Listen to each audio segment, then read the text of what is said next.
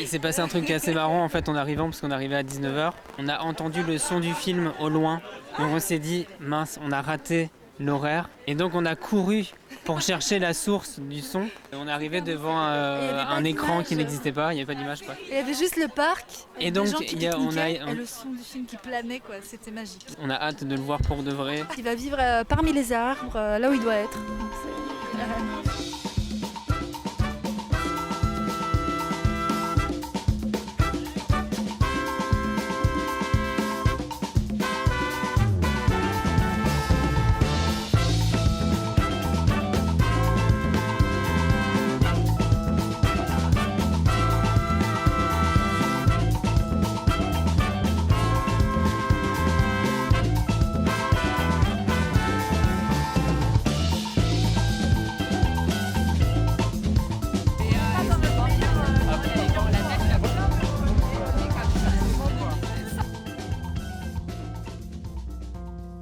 C'est pas mal. Ouais. Je trouve que la projection à Silhouette, pour l'avoir déjà vécue, elle est incroyable. Avec les lumières de la ville qui s'allument, c'est très magique. Il y avait un espèce de prolongement entre le ciel et la ville et ce qui se passe sur l'écran. Les projections en plein air, c'est en général un vrai plaisir. faire d'être là, que le festival soit gratuit, accessible à tous et à toutes. C'est surtout ça qui nous a fait venir, je crois. C'est la première fois que je vais voir mon film en plein air sous les étoiles. Belle vue et sentiment de liberté même. Le côté plein air, il est dans ça aussi. On n'est pas dans une petite salle. Les gens ont parfois peur de lever la main pour poser une question.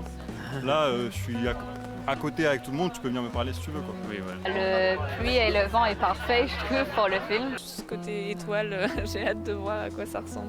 Ça change surtout des projections qu'on peut avoir l'habitude de faire. On vient ici non seulement pour montrer le film, mais pour pouvoir en discuter avec les gens. Un petit mot pour Yorgo, du coup, qui n'est pas là. Il aurait aimé aussi profiter du festival, de le voir en plein air. On pense à lui.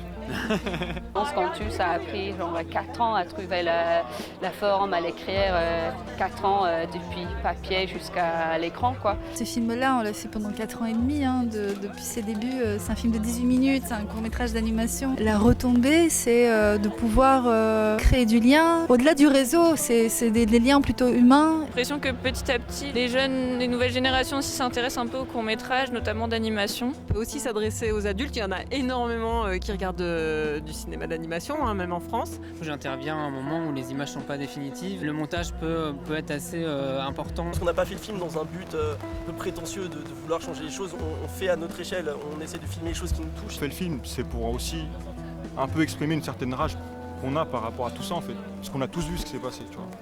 Et on peut pas être insensible à ça, donc on est obligé de faire quelque chose. Nous donne moyen là, c'est d'exprimer à travers un documentaire, mais comme tu as dit Martin, ça suffit pas en fait. Il faut aussi lutter. Tellement de films qui méritent d'être vus aussi, qui malheureusement ne trouvent pas leur public. Et les festivals comme ça, c'est hyper précieux parce qu'après, le court-métrage ne va pas être diffusé. Donc il faut vraiment défendre ce type de festival.